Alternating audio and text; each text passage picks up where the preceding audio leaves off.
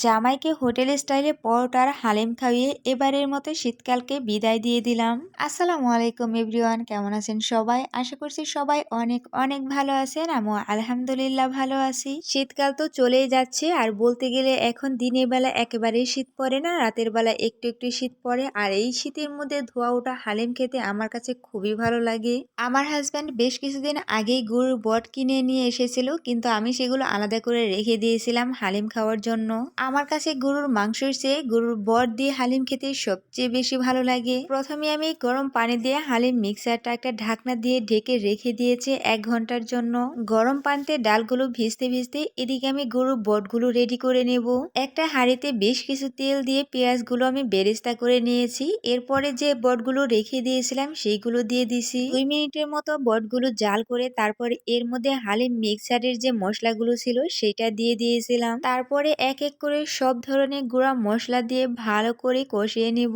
বেশ কিছুক্ষণ কষানোর পর যখন উপরে তেল উঠে আসবে তখন এর মধ্যে আমি পানি দিয়ে দিব সিদ্ধ হওয়ার জন্য। হালিমের ডালের সাথে এই বটগুলো যেহেতু অনেকক্ষণ ধরেই রান্না করা হবে, সেজন্য আর এগুলো বেশিক্ষণ ভাজবো না। এদিকে আমি যে হালিমের ডালগুলো ভিজিয়ে রেখে দিয়েছিলাম সেগুলো ফুলে একেবারে ডাবল হয়ে গিয়েছে। বটগুলোর মধ্যে পানি শুকিয়ে এসেছে। আমি এখন সেই ভিজিয়ে ডালগুলো দিয়ে একটু বেশ কিছুক্ষণ নাড়াচাড়া করে নেব। এখানে যেহেতু অনেক ধরনের ডালে মিক্স করা আছে, সেজন্য এটা খুব তাড়াতাড়ি ঘন হয়ে গেছে। এই অবস্থায় আমি বারে বারে নেড়ে দিচ্ছিলাম, কারণ এখন খুব তাড়াতাড়ি করে নিচে লেগে যাওয়ার চান্স থাকে। এরকম অবস্থায় থাকতে এর মধ্যে আমি পানি দিয়ে 2-3 মিনিটের মতো রান্না করে নেব।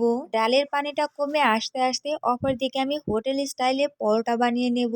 আমার এই পরোটাটা একেবারে হোটেলের মতো হয়, কারণ আমি নিজে দাঁড়িয়ে থেকে দেখেছি হোটেলে কি কি দিয়ে পরোটা বানানো হয়। আর এভাবেই কিন্তু অরিজিনাল ভাবে হোটেলগুলোতে পরোটা বানানো হয়। আমি ইউটিউবে অনেক ভিডিও দেখেছি, কিন্তু বাস্তবের সাথে কোনো মিল পাইনি। পরোটা বানানোর জন্য প্রথমে আমি 2 কাপের মতো ময়দা দিয়ে নিয়েছি।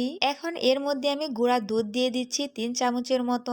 আমার যেহেতু পিসিওএস প্রবলেম আছে, সেজন্য আমি সবসময় এই ব্রাউন সুগারটা ব্যবহার করি। এই ব্রাউন সুগার দিয়ে দিয়েছি 1 চামচের মতো। সবশেষে পরিমাণ মতো লবণ দিয়ে আমি সবকিছু একসাথে ভালো করে মিক্স করে নিয়েছি। সবকিছু মিক্স করার পরে আমি এখানে প্রায় 2.5 চামচের মতো সয়াবিন তেল দিয়ে দিয়েছি। তেলটা দেওয়ার পর আমি আবারও সবকিছু মিক্স করে নিচ্ছিলাম। আর এইগুলো এমন ভাবে মিক্স করতে হবে যাতে করে হাতের মধ্যে মুষ্টি করলে এরকম পর্যায়ে আসে। এখন আমি হালকা হালকা করে পানি দিয়ে তারপরে ডো বানিয়ে নেব। একেবারে পানি দিলে কিন্তু পরোটাটা একেবারে হোটেলের মতো হবে না। এভাবেই হালকা হালকা করে পানি দিয়ে তারপরে অনেকক্ষণ ভরেই সুন্দর করে মথে নিতে হবে। নরমালি যে রুটি বানানো হয় সেভাবে মথলে কিন্তু এই পরোটাটা একেবারে পারফেক্টলি হবে না। এই পরোটার ডোটা অনেকটা সময় নিয়ে